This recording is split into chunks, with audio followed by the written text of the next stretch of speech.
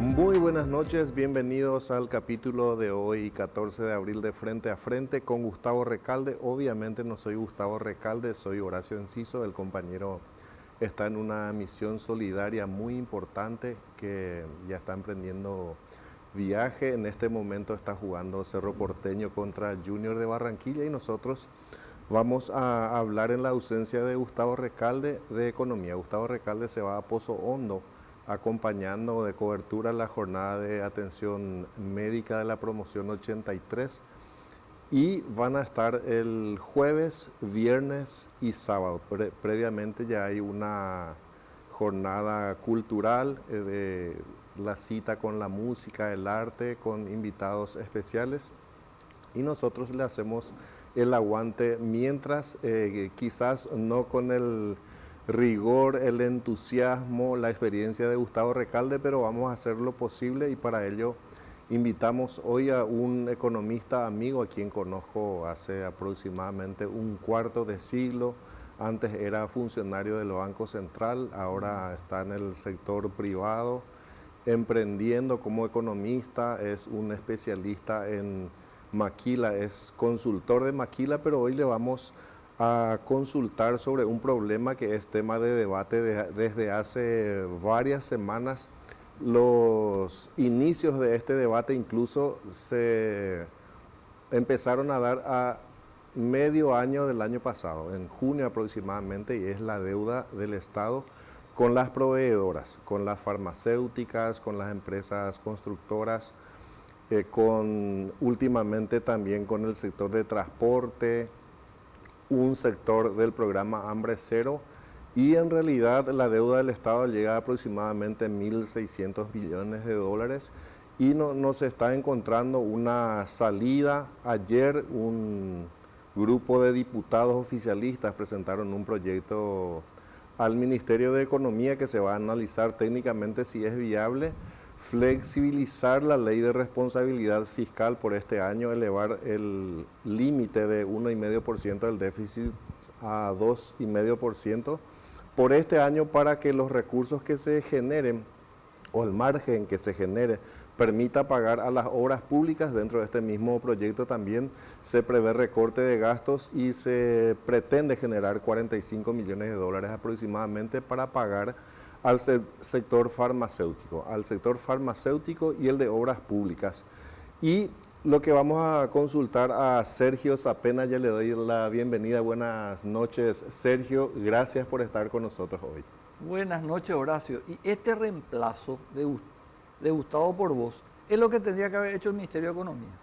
Un perfil similar tenés que reemplazar, pero no podés reemplazar el ministro de Economía que había por el ministro de Economía que colocaron ahora. Este reemplazo que hicieron ahora, me parece, así tiene que ser. Un perfil similar. Similar, claro. Sergio,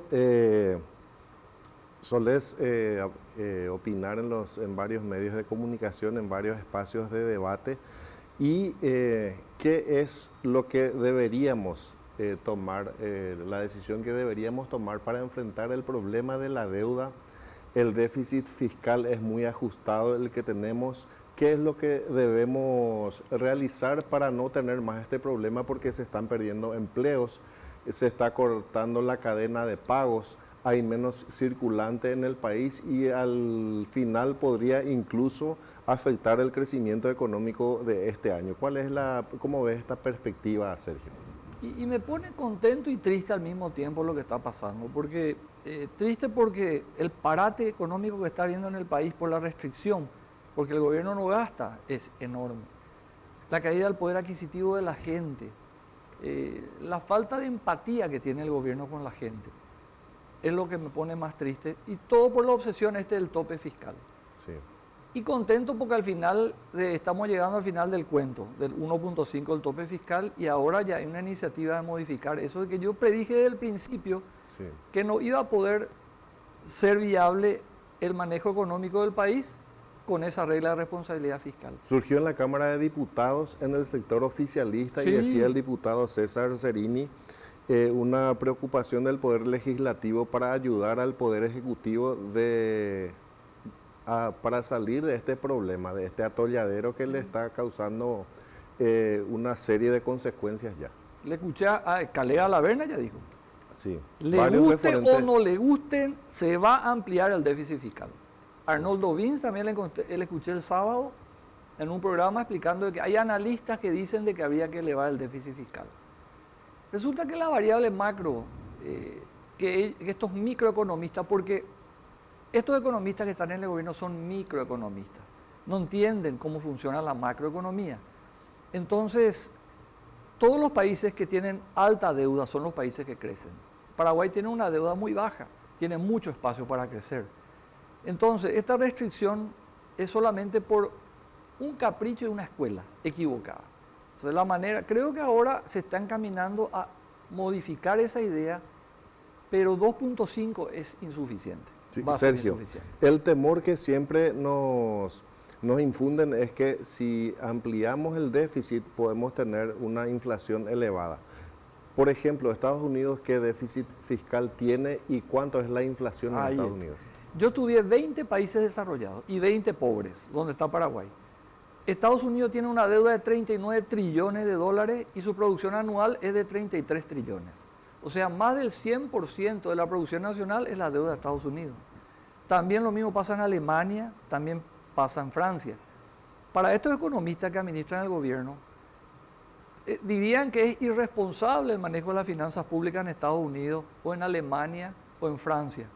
Y si nos vamos a países más ricos como Singapur, como Japón, como China, en todos esos países es el doble de irresponsabilidad fiscal para estos economistas, porque la deuda pública es el doble.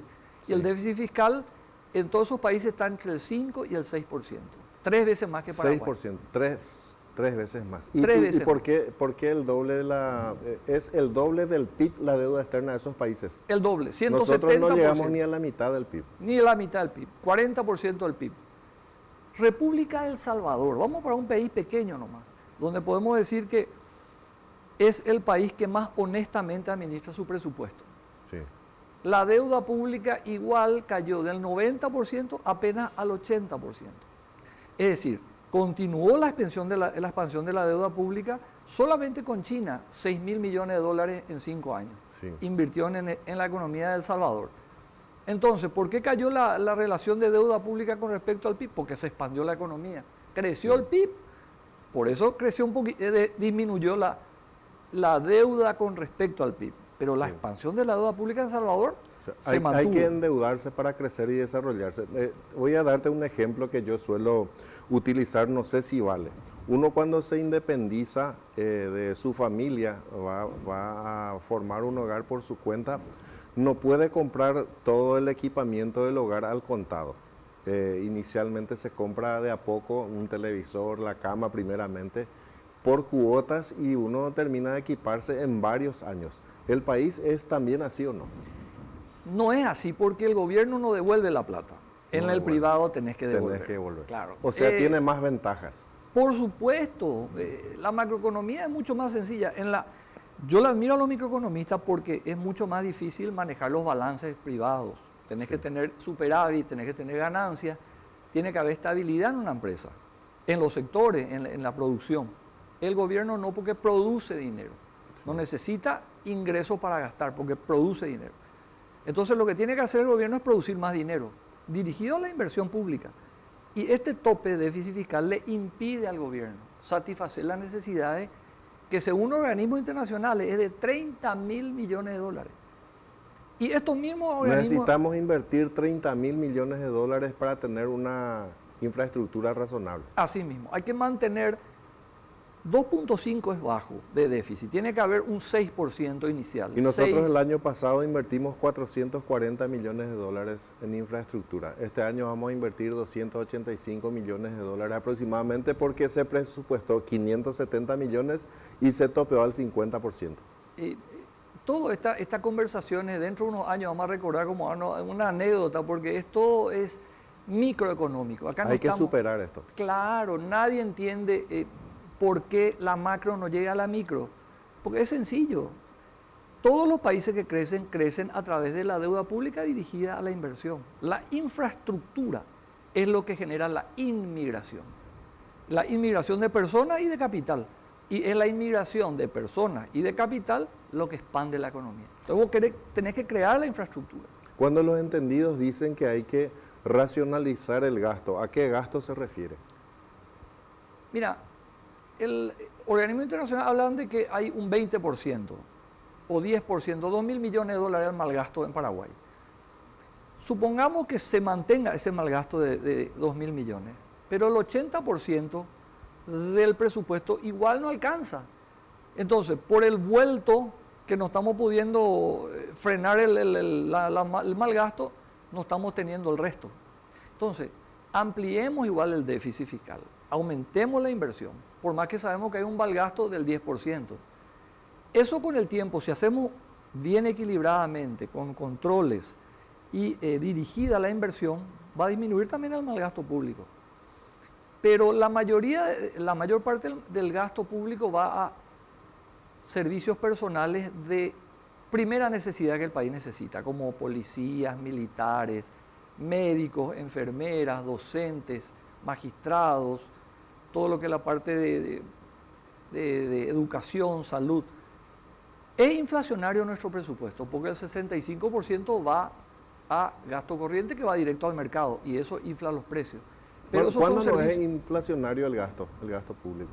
El de Paraguay es muy inflacionario porque al 65% del gasto va al mercado, sí, en salarios, y el salario va directo al mercado. Después están programas como Hambre Cero, Tecoporá, adultos mayores, que hay casi como 800 millones de dólares, también que es muy inflacionario. Lo que hay que hacer es mantener ese gasto corriente rígido, pero aumentar el de inversión. Mantener el gasto corriente sin crecer, pero aumentar la inversión pública. Entonces, en vez de invertir 3.000 millones de dólares anuales, hay que duplicar a 6.000 millones de dólares. Entonces, el presupuesto tiene que ir de 20.000 a 24.000 millones de dólares. Ese sería el presupuesto ideal. Para eso tenés que elevar el tope al 6% durante 3 o 4 años y ahí vas expandiendo la economía. Hay que cambiar la ley de responsabilidad fiscal. Esa ley es irresponsable, es de irresponsabilidad fiscal. Están destruyendo la economía, están destruyendo la economía. Están convocando a acreedores, quebrando empresas, la gente no tiene transporte público, el poder adquisitivo de la gente no le alcanza para vivir. ¿Por qué?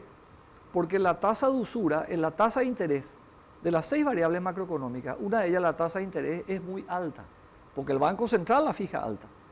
Entonces, la tiene gente que bajar está más la tasa de interés de referencia. Sobreendeudada hasta la gente.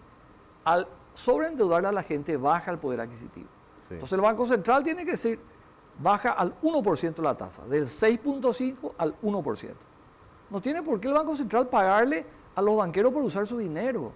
Los banqueros igual usan el guaraní porque es estable, es útil y es necesario usar el guaraní, pero no por eso el Banco Central les tiene que pagar. Tiene que bajar al 1%. Entonces, toda esa plata, esa expansión, se puede ir dirigido a la inversión. Los banqueros van a poder invertir esa plata. Después también las comisiones que le permiten a los banqueros. A eso hay que sacar esas comisiones. Solamente tiene que haber intermediación. Entonces, esa usura legal que hoy el gobierno promueve es lo que le quita poder adquisitivo a la gente. Segundo, los servicios públicos de baja calidad. No hay transporte público, cuando llueve hay raudales, la gente no puede llegar a su trabajo. Entonces, esa es la inversión que tiene que hacer el gobierno. Y si esa inversión se dirige a la obra, a hacer toda esa mejora de servicios, ahí va a subir el poder adquisitivo de la gente. ¿Por qué? Porque mejora la productividad del empleado. Y al mejorar la productividad del empleado, mejoran sus honorarios, el aporte que él le hace al empresario, no el salario. Yo le veo más como un honorario. Si se le paga 3 millones al empleado, ¿qué es lo que él aporta por 3 millones a la empresa? Sergio, ¿estás de acuerdo entonces con este proyecto de ley en el que está trabajando la Comisión de Cuentas y Control Presupuestario de la Cámara de Diputados, que quiere elevar el déficit al 2,5%? Y además hablan de que el margen que se libere para poder gastar va a ser exclusivamente para que Obras Públicas le pague a las proveedoras, las empresas contratistas. Sí, Tuve una conversación con un economista importante que se llama César Adario Soljansi, Sí. que es el asesor del presidente Bukele en El Salvador. Hace poco estuvo aquí con Hace nosotros. poco estuvo aquí y bueno, ahora va a estar una conferencia magistral en el Club de Economía de la Nacional y me dice, mira, inspirado en tus palabras, creo que estamos a mitad de camino, porque creo de que en mi escuela monetarista, porque es una cuestión de escuela, Sí. me dice, mi profesor Friedman me dice de que aumentos de emisiones que financian el déficit fiscal generan inflación. Sí. Pero si va a la inversión, y le expliqué yo cómo estos países ricos son ricos, porque la inversión salió del déficit fiscal y del aumento de las deudas públicas, eso es lo que movió la expansión de la economía. Porque el respaldo de la emisión del déficit tiene tres respaldos. Uno es la recaudación de impuestos, otra es la emisión de bonos y la tercera es la expansión económica. Entonces me dice César Adario, bueno, estamos a mitad de camino. Creo que podemos aumentar el tope excepcionalmente para pagarle a los proveedores. Entonces le dije, vamos a estirar más, vamos a ampliar un poco más para los servicios públicos también. Me dijo, espera, hasta ahí podemos, porque hay un mal gasto y se puede despilfarrar la plata. Entonces, bueno, estamos en un punto intermedio a mitad de camino. Me dice, inspirado en tus ideas, porque yo soy más keynesiano. Sí. Los keynesianos, que son los que desarrollan los países ricos, desarrollan esta intervención cuando hay dos situaciones. Una es cuando el país está estancado, que es el caso de Paraguay, y otro es cuando el país necesita infraestructura para que la actividad privada se pueda expandir. En esos dos casos, John Maynard Keynes, que es el padre fundador de la macroeconomía, dice que tiene que el gobierno aumentar la emisión, Sí. respaldado con bonos, con un poco de recaudación, pero con la tercera vía que es la expansión económica. Porque la expansión económica absorbe la emisión y no va a haber inflación. Vos tenés que emitir con el respaldo de la expansión económica. Es lo que hace Estados Unidos, Singapur, Mónaco, Luxemburgo, Liechtenstein, los países más ricos del mundo. Están en 150% de deuda pública con respecto al PIB. Porque ellos lo que Nosotros hacen estamos en 40%. en 40%. Tenemos un amplísimo margen para crecer todavía. Es más, promocionan como si fuera un título que Paraguay tenga una baja deuda pública. Promocionan En como realidad es algo malo. positivo. Es increíble y es algo muy negativo. Le está fundiendo el país.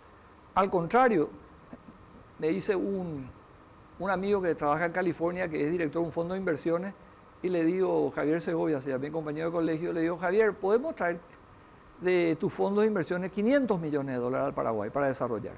Me dice, sí, pero ¿cuánto va a poner el gobierno? Muy bajos son los servicios públicos. 1 a 5 pues. Sí. Por cada 1.000 millones que invierte el Necesitamos mucha gobierno, inversión. 5.000 millones va a invertir la actividad privada. Entonces, primero tiene que poner el gobierno. Sí. Y cuando Peña y Fernández Baldovini nos presentaron su plan económico en el Banco Central, ya ahí dije que iba a fracasar. Porque decían que el motor de la economía iba a ser la actividad privada. Nunca es la actividad, siempre es el gobierno. Ellos decían que el gobierno no iba a ser el motor de la economía.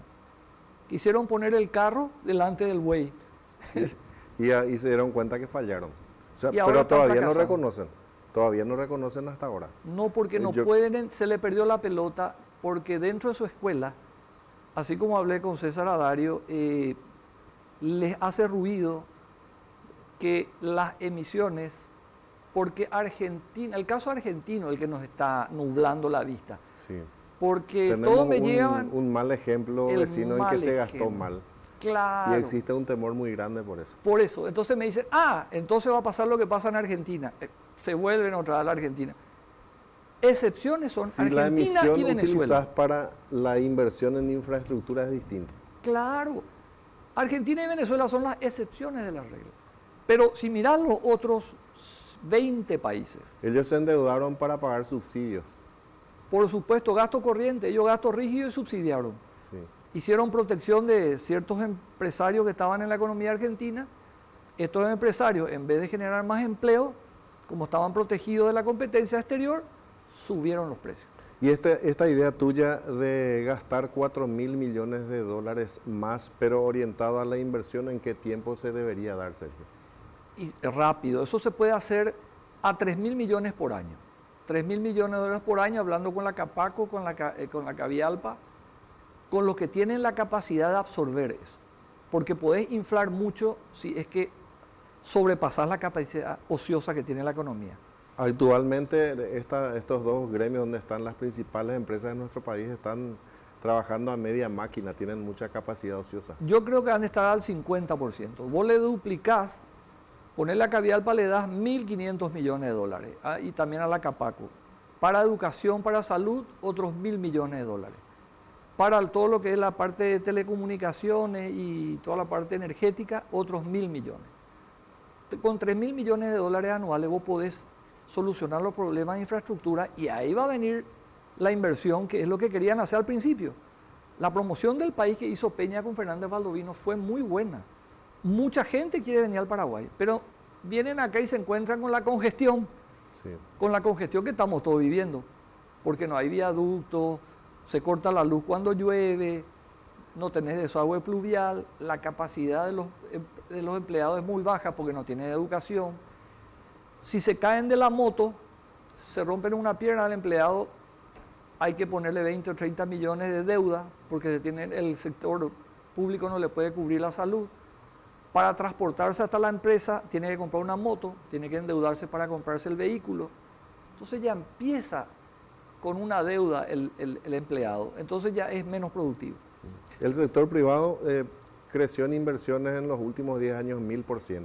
El sector público entre 10 y 20%. ¿Se puede así construir un país desarrollado con mayores oportunidades y con atractivo para sobre todo el inversionista extranjero, por ejemplo? Mira, la inversión privada a pesar del gobierno se expandió, pesar del gobierno, porque ellos se dieron cuenta que con el gobierno no podían contar, porque los economistas que están en el gobierno no entienden de desarrollo económico, entonces ellos hicieron sus propias inversiones.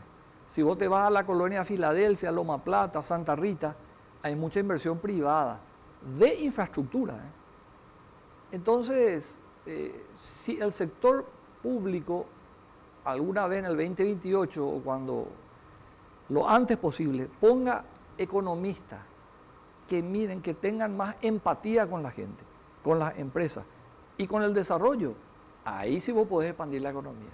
Y para eso lo único que hay que hacer es desmitificar de que el aumento del déficit fiscal, que va a generar más emisión, va a generar inflación. Vos decís que ahora no hay empatía con la gente a que hay que atender, que necesitan oportunidades para desarrollar y crecer. No les importa al pueblo, no les importa a la gente.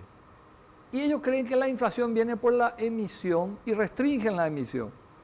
La inflación en Paraguay viene por los oligopolios de los grupos empresariales que se fusionan y manejan los precios, los supermercados, las farmacias, los bancos, las inmobiliarias, se fusionan, controlan los monopolios. La carne, los frigoríficos, están en manos de dos empresas, que son los que manejan los precios.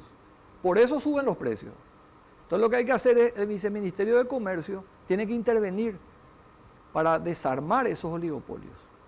Porque ¿quién está pagando la fiesta de todas estas estaciones de servicio que hay cada 3 cuadras? O la farmacia que hay cada 3 cuadras. ¿Quién está pagando toda esa fiesta?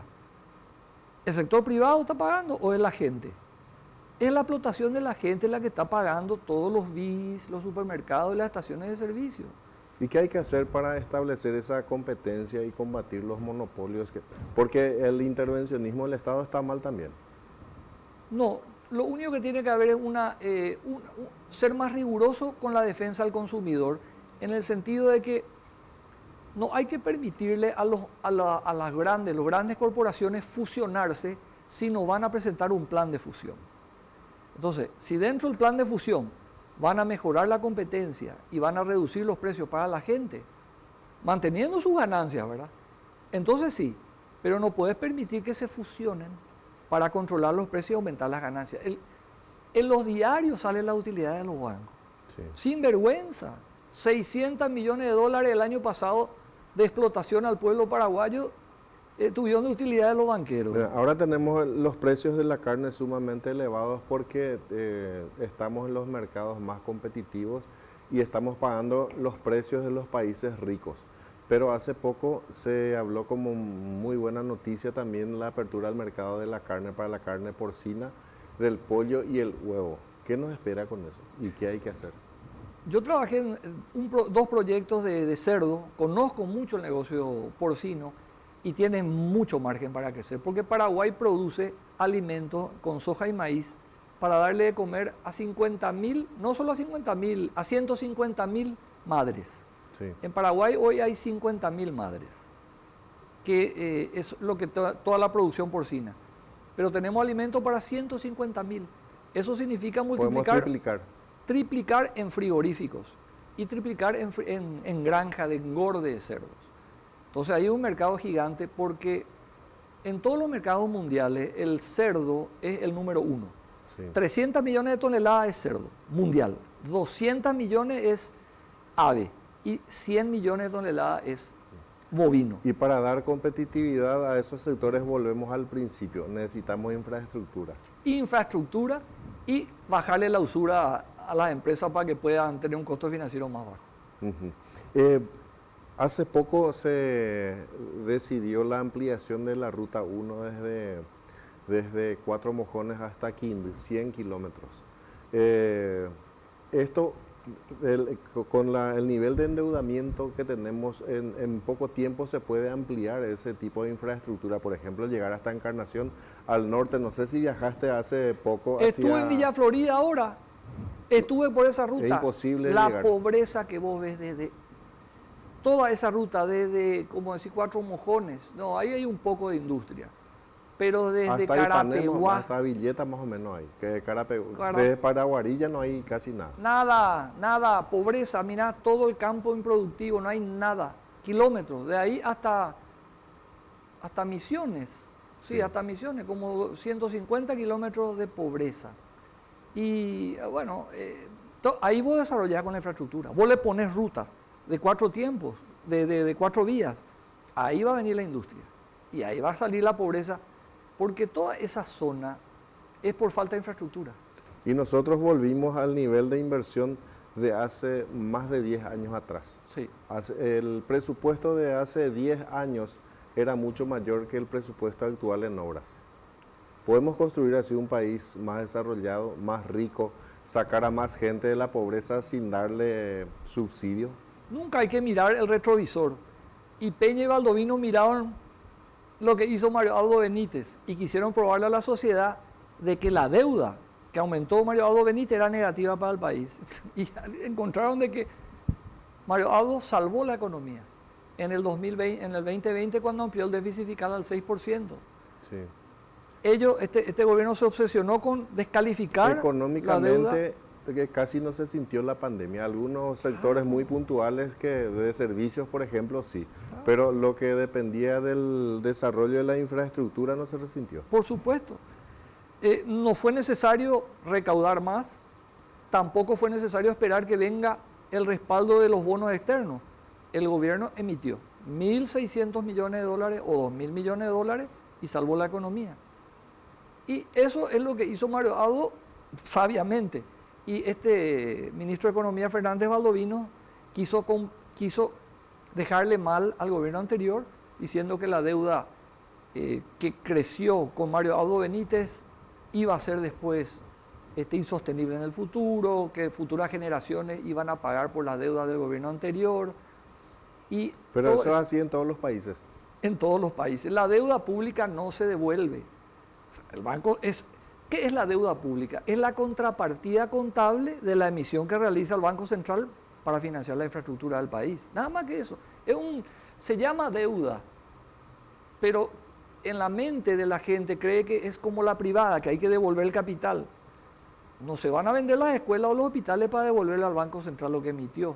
Eso no existe. No se van a privatizar las rutas. Hay algunos que quieren hacerlo, pero eso está mal. No se va a privatizar la ruta para devolver al Banco Central lo que emite. Esa es la función del Banco Central. Producir dinero para financiar la infraestructura del país. Nosotros, ¿sabes? Tenemos una herramienta que le puede permitir a vos y a mí tener una mejor educación, una mejor salud, una mejor infraestructura. Y no la estamos usando, Sí. que es la expansión de la economía. Sí. El respaldo, que es bonos y recaudación, es insuficiente. La tercera vía es la que hay que utilizar para respaldar la emisión, que es la expansión económica, que es lo que hace Estados Unidos.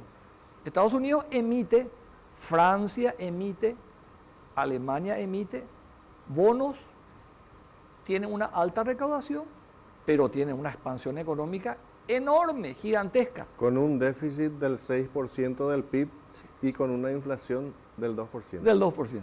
O sea, ¿por qué existe el temor de que en nuestro país, si salimos del déficit del 1,5%, nos va a consumir la inflación? Y porque es como hablé con los economistas, le cuesta comprender su escuela. Ellos recibieron una instrucción de la escuela neoclásica liberal de Friedman, pero es un error.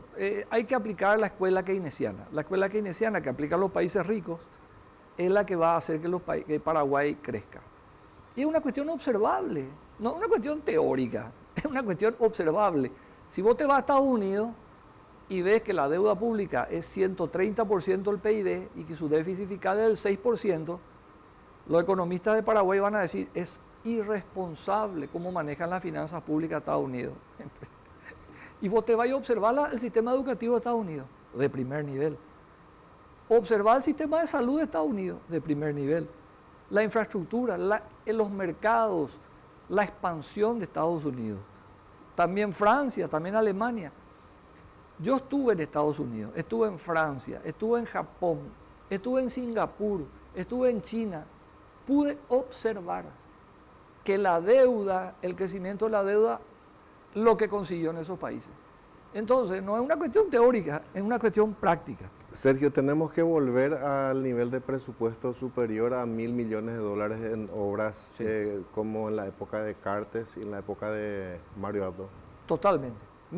La base tiene que ser 1.000. 1.000 educación, 1.000 salud, $3.000 millones distribuidos entre todos los 5 ministerios que son los que reciben el dinero para el circulante del gobierno. El Banco Central produce el dinero para que el gobierno inyecte circulante en el mercado. Y son 5 ministerios: vivienda, seguridad, obras públicas, educación y salud. Esos 5. No es poco si tenemos un déficit de 30.000 millones. En 10 años vamos a completar y ya va a crecer otra vez el margen de necesidad. No tanto, porque la inmigración, Paraguay tiene una densidad poblacional de 40 habitantes por kilómetro cuadrado. Sí. Si nosotros solamente aumentamos el 50% a 60 habitantes por kilómetro cuadrado, los países más ricos como Singapur tienen 8.000 habitantes por kilómetro cuadrado. Luxemburgo, Mónaco tienen 12.000, 15.000 habitantes por kilómetro cuadrado. Vos, cuando creas la infraestructura, viene la inmigración. Sí. Y son los inmigrantes los que te expanden la economía. Entonces nosotros, si hacemos la infraestructura, van a venir bolivianos, uruguayos, argentinos, brasileros. Están queriendo venir, pero no pueden venir porque no hay infraestructura. Entonces vos le vas a traer a los inmigrantes de alto padrón, de Japón, de Suecia, de Estados Unidos, de Alemania, y van a traer su capital también, su tecnología. Y lo segundo es iniciar relaciones con China. Con esos dos nomás, Horacio, aumentando el tope del déficit fiscal al 6% durante 5 años y iniciando relaciones con China, ahí ya pasamos al frente. Ahí Paraguay pasa al frente. Porque República del Salvador... Vos sos partidario de iniciar relaciones con China, a mí no me gusta. Pero no te gusta porque no comprendemos bien la envergadura. Como un país como Paraguay, que su segundo socio comercial es China, va a negar su existencia. No podés negar la existencia. Tenemos que estar con las dos potencias, con Estados Unidos y con China. Porque Perú y Chile, que son los dos países de América que tienen el mejor desempeño, se debe a su gran capacidad de negociar con ambas potencias. Por eso Perú y Chile no recurren al déficit fiscal, porque le tienen a China y a Estados Unidos. Entonces siempre están jugando con los dos. Le dicen a Estados Unidos, ¿cuánto me vas a ayudar vos? Y vos, China. Y están ahí, entonces... Yo prefiero pensar más, pero te quiero preguntar otra cosa. El otro temor es que podamos perder los 2 grados de inversión y al tercero, que no vamos a llegar porque no hicimos la reforma de la caja fiscal. ¿El temor puede tener una consecuencia verdadera o es un cuco nada más? Es un cuco nada más, porque primero, si explicas bien el plan, en qué va a aumentar la emisión, si va a estar dirigido, controlado, equilibrado ese presupuesto, los organismos van a entender. Porque es una de las terceras vías de absorción que tiene la emisión, la expansión económica. Acá lo que pasa es que los economistas justificaron la emisión de bonos y la recaudación. Y eso está un poco topeado, no tenés mucho espacio para aumentar. Se olvidaron de la tercera, que es la expansión económica. Entonces vos le explicás al Fondo Monetario, mira, nos olvidamos de meter en el cálculo que necesitamos infraestructura para expandir la economía y eso va a absorber la emisión que vamos a hacer con el aumento del déficit fiscal. Van a entender. Pero para eso hay que contratar a macroeconomistas. Y segundo, desde el principio yo dije que la reforma de la caja fiscal iba a ser negativo. Fue un fracaso y iba a ser un fracaso, porque es un departamento de jubilaciones, del gasto corriente del gobierno. Es como pagar el salario, pagar la jubilación. No hay ninguna caja. No es que viene dinero de algún lado. Es solamente una sola fuente del gobierno. El gobierno paga salario y paga la jubilación al empleado. Entonces quisieron encontrar una ficción para equilibrar supuestamente. Y ahora lo que hicieron fue aumentar nomás el gasto corriente. Porque antes no ponía el Estado y ahora los docentes consiguieron que va a tener que poner el Estado 10%. Entonces al final fue infructuoso, ¿no? Última pregunta, después sí. Te quiero consultar también sobre un aspecto que es de tu especialidad, que es la maquila.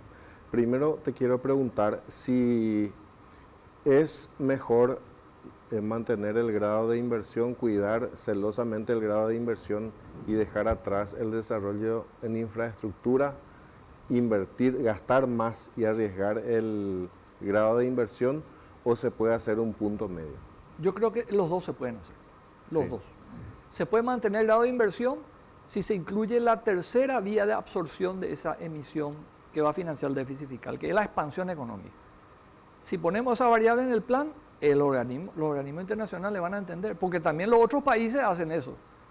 Solamente que acá en el plan de Peña y Baldovino solo incluyeron la recaudación y la emisión de bonos como respaldo a la emisión de guaraníes en el mercado, al financiamiento del gasto público.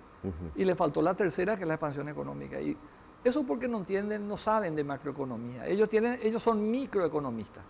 Ellos podrían estar muy bien en un banco, en una industria, atienden muy bien los equilibrios, los balances, ¿saben? Se habla de que hubo mucha soberbia de parte de ambos. Claro, no creyeron que ellos con su receta privada aplicado al gobierno iba a tener el mismo resultado que en la empresa privada, y no funciona así.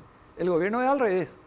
La posición que más le conviene a toda la economía del país y a la gente del gobierno es el déficit. No puede tener superávit ni equilibrio. Eso es negativo para todo el resto.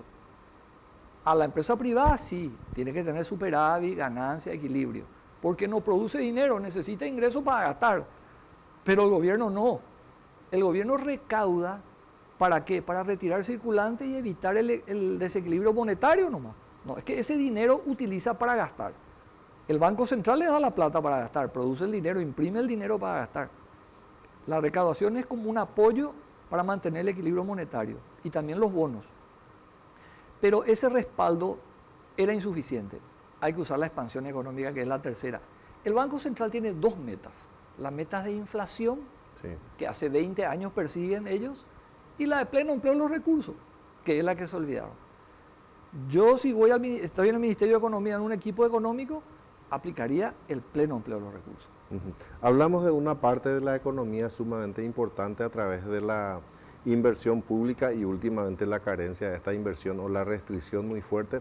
Ahora te quiero preguntar sobre la otra parte de la economía en la que manejas muy bien también, que es la maquila, y preguntarte concretamente desde el inicio de esta figura jurídica que permite desarrollarse a industrias extranjeras en nuestro país y crear el empleo, cuando a mediados de los 90 empezamos a implementar, ¿te imaginabas, y sé que seguías desde esa época, ¿Te imaginabas el crecimiento que tenemos actualmente en la industria maquiladora en nuestro país? Impresionante. Vos sabés que cuando me fui al Sheraton... Explicarnos primero en qué consiste la maquila. Y la maquila es una ficción jurídica genial que inventó o trasladó o adecuó Emilio Báez Maldonado, el abogado, que era mi amigo, ya falleció. Si él no fallecía, capaz que la tercera etapa de la maquila se podía cumplir.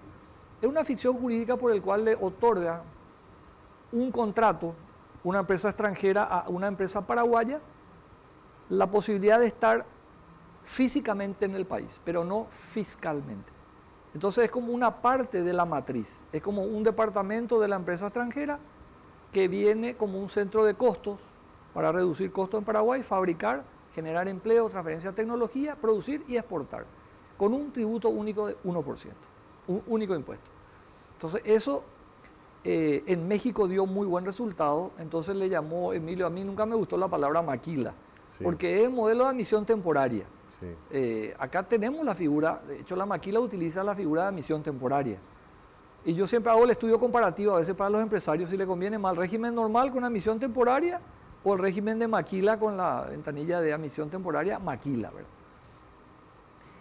Hoy ya somos 35.000 y en el Sheraton, cuando estuve la otra vez en el aniversario, 25 años de la maquila, al inicio éramos 3 personas. Báez Maldonado, Rolando Díaz, que es un abogado también, sí, que era su mano derecha, y yo era el economista que le preparaba la justificación económica para el gobierno de González Maqui. Primero fue para Guasmosi y después para González Maqui, y ahí finalmente se reglamentó, y hoy ya somos 35.000. Fui miembro fundador de la Cámara de Maquila, y yo siempre pensé que ese es el plan industrial más exitoso que tiene el Paraguay. Y no va a haber otro plan tan exitoso como ese. Y hoy, ¿qué es lo que le falta a la maquila? Y por eso yo vengo a hablar contigo. Infraestructura. Al ministro de Industria, Marco Riquelme, lo que necesita es infraestructura para que la expansión de la maquila crezca. Por ejemplo, en el Chaco tenemos 2 países. El Chaco Central todavía no está desarrollado. Cuando se termine la ruta bioceánica, ahí hay que poner los parques industriales con conexión eléctrica segura, con desagües, con agua, con toda la infraestructura. Y ahí vos podés traer la industria, que es la que queríamos desde el inicio, que es la automotriz. Sí. Porque la industria automotriz es lo que hace que los países se expandan. Paraguay, para llegar, estamos ahora en 8% de integración regional en autopartes. Por ejemplo, hacemos cableado para autos, ya hay 5 industrias en Paraguay extranjeras que hacen cableado para coches, chicotes. Sí. Ahí también se hacen baterías, parabrisas. Estamos a 8%, tenemos que llegar a 50% del valor del auto. Tenemos un gran margen para crecer todavía. Tenemos un espacio y eso significa unos 1.000 millones de dólares del gobierno y 5.000 millones del sector privado. 1 a 5.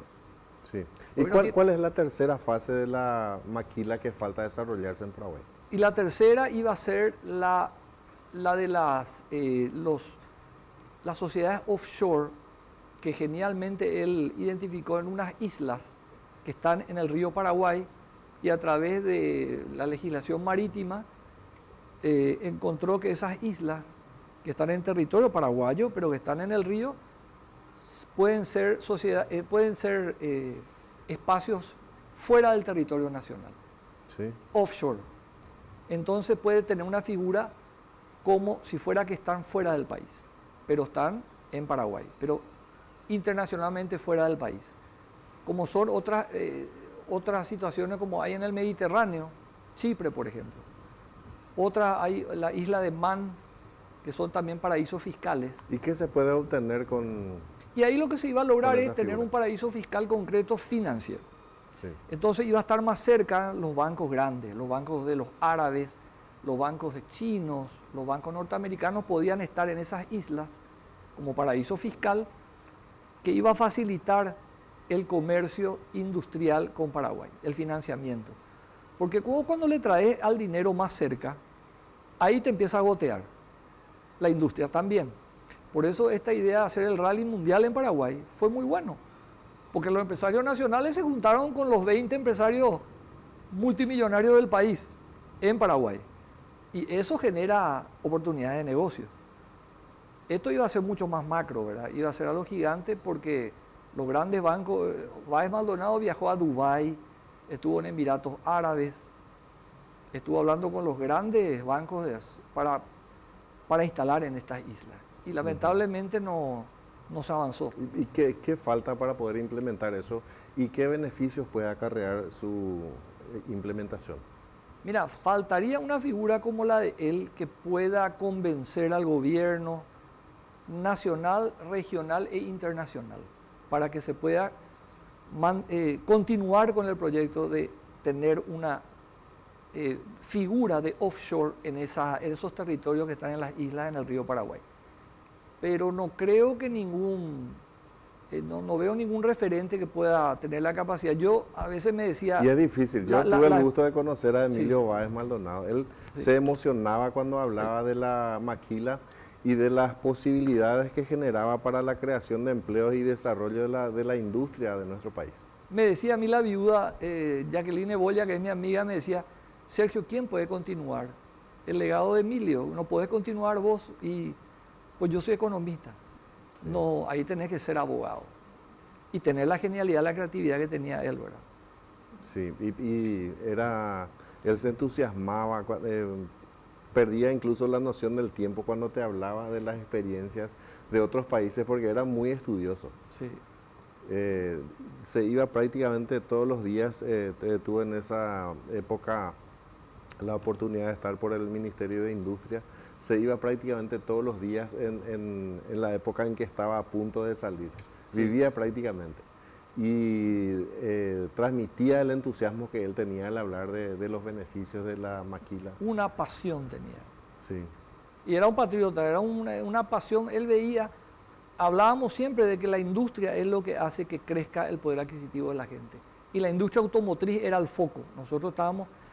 Pero el gobierno quería ir a hablar con las empresas montadoras de vehículos en Brasil y en Argentina. Sí. Y no, hay que hablar con las matrices que están en China o en Estados Unidos. O en Europa y en Estados Unidos. Ahí están las matrices. General Motors, Ford. Con ellos hay que hablar. Para decirles de que hoy están perdiendo plata en las montadoras que tienen en San Paulo y en Córdoba. Y mostrarles la ventaja que tendrían de montar los vehículos en Paraguay. Ahora estamos exportando desde la industria maquiladora 1.500 millones de dólares aproximadamente. Sí. Y ese crecimiento fue el esperado, debió crecer más rápido. ¿Y cuál es la proyección a partir de ahora? ¿Y qué se puede hacer para que sea más dinámico? Y mira, 1/3 de ese crecimiento son las autopartistas. Yo creo que ahí hay que ponerle más foco, en las autopartes. Para eso se necesita infraestructura. Todos volvemos a lo mismo. Yo haría, si estuviese en el equipo del Ministerio de Industria, reuniones, pero con las matrices en Europa y en Estados Unidos, para atraer las automotrices a Paraguay, las montadoras de automóviles en Paraguay, que va a requerir de primero inversiones en autopartes. Es importante viajar, es importante que el presidente de la República viaje. Sí, es muy importante. Esa promoción que hizo Peña fue muy buena. Le dio a conocer al país. Yo tengo mis críticas hacia el presidente de la República, pero en esa parte estoy de acuerdo. Yo estoy de acuerdo que el presidente de la República, en algunos lugares no hace falta que vaya él. Tiene que ir el canciller y probablemente el ministro de Industria, como dijo ayer Pedro Aliana. Pero en un país como el nuestro, que necesita desarrollarse necesariamente, nuestros gobernantes tienen que visitar, integrarse a los países, buscar inversiones, promocionar el país. Sí, totalmente. Esa promoción fue buena, hubiesen acompañado con la inversión en infraestructura y ahí hacíamos un golazo. Sí. Si hubiese mantenido las obras del gobierno anterior, el ritmo de expansión iba a ser muy formidable. Por eso me pone triste este estancamiento que hay, porque justo en el momento que tenemos doble grado de inversión, tenemos una gran promoción del país, no podemos traer a las grandes inversiones por falta de infraestructura. Sí, el primer año de gobierno de Santi tuvimos un crecimiento por inercia de la fuerza del crecimiento del gobierno anterior. Pero los últimos 2 años, que estamos llegando a 3, nos estancamos prácticamente. Hay tiempo para recuperarse todavía y dar la oportunidad a la maquila, por ejemplo, que con esa infraestructura que falta crezca mucho más. Por supuesto que hay que, vos todo momento tenés tiempo para crear la infraestructura. Ya no más. Para eso hay que invertir. Vos invertís y con esta promoción que se hizo del país, ahí las automotrices internacionales pueden mirar a Paraguay. Y si se le presenta un buen plan, no se le muestra. Yo hice un estudio para una pequeña, un modelo de Fiat, de cuánto costaría hacer la caja automática del modelo Fiat acá en Paraguay versus la que se hace en San Paulo. Hice con unos expertos de Brasil y acá le ahorraba 30%.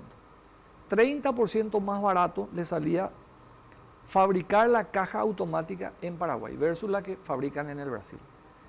Eso es lo que hay que hablar, pero no con la empresa que está en el Brasil, sino con la matriz que está en Estados Unidos o en Europa. En el caso de la Fiat, ahora creo que de General Motors, hay que hablar con Estados Unidos.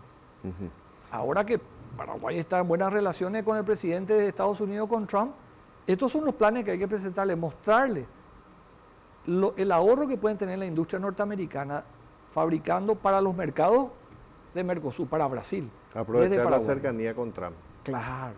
Y decime, cuando hablas de la necesidad de infraestructura para dar mayor oportunidad de crecimiento a la maquila, ¿en qué áreas de la infraestructura necesitamos invertir más? Dos, transporte público, porque yo escucho lo que me dicen los empresarios que vienen a invertir y me dicen, bueno, 1000 empleados puedo conseguir para que lleguen a mi fábrica. ¿Qué capacidad tienen los empleados? Y tienen baja calificación, porque no están entrenados, porque el gobierno no invierte.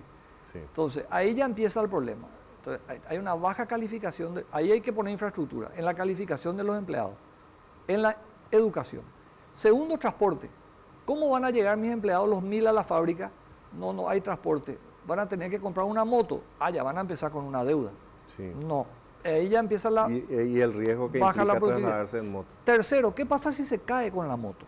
Sí. Y se rompe una pierna, ¿le va a cubrir el seguro social? No. Va a tener que endeudarse o su familia hacer una apoyada para pagarle la reparación de la... Otro tercero. Y el cuarto es la inseguridad, que puede ser que la asalten a la salida cuando viaja a llegar al trabajo. La quinta es la vivienda. El gobierno tiene que poner viviendas cerca de las zonas industriales.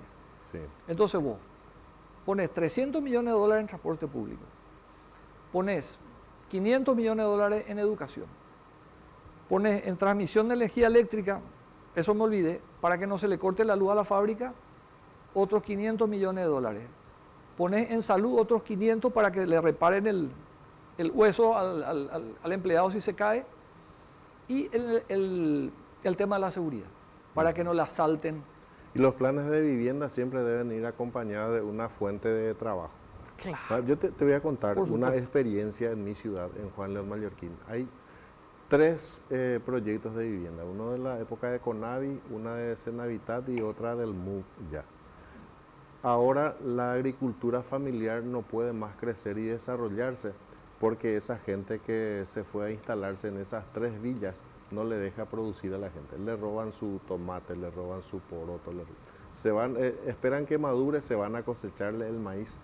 Y muchos emigraron su producción de la agricultura familiar a la intensiva porque no te juntan la soja para consumir, pero todos los demás sí. Y eso es el desarrollo de planes de vivienda sin un acompañamiento con el desarrollo de una fuente de trabajo.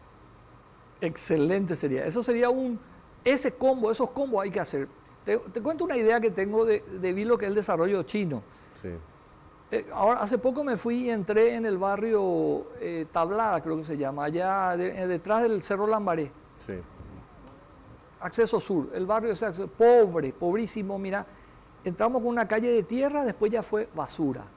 Y había gente hacinada, hasta 20 personas vivían en casas que tenían 40 metros cuadrados. Y sí, necesitamos mejorar bastante. Entonces esa gente que no tenía desagüe pluvial, vivía en la basura, no tiene un transporte público, se va a trabajar, sale caminando 10 cuadras, está sobre Feliz Bogado y se va a buscar trabajo. Sí. Y trabaja con los empresarios que le dan el trabajo. Sergio, se nos fue el tiempo. Te quiero antes Sí. de irnos mostrar unas fotos que es la temática del programa, Ah, bueno. que lo hace muy bien Gustavo Recalde. Mostrarte unas fotos y tener un breve comentario de tu opinión sobre ellos. Y ahí te vamos a mostrar, el primero es Dionisio Borda. Wow, Dionisio Borda es una persona confiable, te da confianza y fue el padre de la estabilidad macroeconómica de hace 25 años que hasta hoy estamos Que inició en el gobierno de aprovechando. Nicanor y Sí. ahora llegamos al grado de inversión. Sí. Siguiente foto. César Barreto. César Barreto, un técnico muy capaz, microeconomista, le veo más pesimista, él creo que es un poco pesimista para mí. Sí. Le asusta esto de la expansión, es conservador, para mí un conservador. Siguiente foto. Emilio Báez Maldonado. Un patriota, mi amigo Emilio. ¿Hace Mira. cuánto nos dejó don Emilio? Y hace ya tres o cuatro años. Mira cuando le veo ahí, él es un visionario y un patriota. El padre de la maquila en Paraguay puede El ser. padre de la maquila, sobre todo convencerle a la sociedad, al gobierno, al mundo, fue algo genial. Siguiente foto. Carlos Fernández Valdovinos. Y un técnico, pero creo que maquilló mucho y mintió. Ahí está él tenía que haber sido más sincero. Uno de los mejores técnicos para muchos, pero no acorde a lo que necesitaba el país. Así mismo, no era para este momento. Es un microeconomista, acá se necesitaba un macroeconomista. Y maquilló mucho los números y mintió bastante. ¿Se equivocó? Se equivocó. Siguiente foto. Santiago Peña Palacios. Es un hombre preparado, Santiago Peña, muy preparado, pero creo que fracasó su política económica porque él se sintió apoyado por el economista equivocado. Creo que tenía que haber tenido, si tenía el economista adecuado, creo que no iba a fracasar su gobierno, pero creo que no. Es una desilusión, para mí fue una desilusión. ¿Un fracaso? No sé si fracaso, pero una desilusión. Un Algunos sentimiento de colegas desilusión. tuyos decían que le faltó más planificación. Sí, creo que tenía que haber contado con economistas que le digan que tenía que haber continuado con lo que hizo Mario Abdo Benítez y expandido la economía para ir a promocionar la inversión. No podés promocionar la inversión si no tenés infraestructura y ese fue su error. Creo que ahora está pagando por eso, se quedó sin Ministerio de Economía porque el ministro de Economía actual es un funcionario que no tiene la iniciativa que tenía el anterior, es de muy bajo perfil y se necesita alguien de alto perfil ahora, con iniciativa propia, que le dé confianza, seguridad al establishment para poder acometer lo que se tiene que hacer. Se habla de que había varios candidatos para ministro de Economía y algunos dicen que era el que tenía el menor perfil entre de los que se hablaba. Sí. ¿Estás de acuerdo con eso? Estoy de acuerdo, sí. En esta parte que queda del gobierno de Santiago Peña, ¿en qué aspectos tiene que mejorar para que no sea esa desilusión que decís? Mira, no sé cómo va a ser para salir de estos próximos 2 años y medio, cómo va a continuar. Yo no creo que sea muy gobernable económicamente el país de acá hasta el 2028 si se mantienen con esta visión monetarista de la economía. Sí, mencionabas que Calega Laverna, por ejemplo, dijo que hay que levantarse el déficit fiscal. Sí. Lo dijo Bachi Núñez, sí, el presidente del Congreso. Así. Ahora un grupo de diputados que es más, ya presentaron una propuesta al Ministerio de Economía y Finanzas que van a analizar técnicamente su viabilidad de pasar del déficit de 1,5% del PIB a 2,5%. Una serie de referentes políticos le están diciendo, hermano, te estás equivocando. Yo creo que es el camino, solamente que le falta el plan del aumento del déficit, porque eso va a ser solo para pagar a los proveedores. No soluciona el problema. Acá tenemos atrasos. Entonces lo que hay que hacer es subir al 6 y presentar un plan que incluya la tercera variable, que es la expansión económica, y ahí no vamos a perder el grado de inversión. Y tampoco vamos a tener problema con el presidente Peña. Él va a estar de acuerdo. Sergio Zapena, economista, gracias por venir y presentar estas ideas. Ojalá que este debate continúe y se tenga el resto de este gobierno una solución para el problema que está causando una desaceleración en la economía, sí, pérdida de empleos, quiebra de empresas. Ojalá se pueda solucionar. Nosotros cerramos por aquí agradeciéndote tu presencia. Gracias, Esto Horacio. se vuelve a transmitir a las 23, los que están viendo el partido de Cerro y no pudieron vernos, entonces pueden ver a partir de las 23 horas. Mañana vamos a tener los cortes en las redes sociales para poder hacer un refresh de todas las ideas que desarrollamos aquí sobre la deuda del Estado y las posibles salidas. Buenas noches de nuestra parte.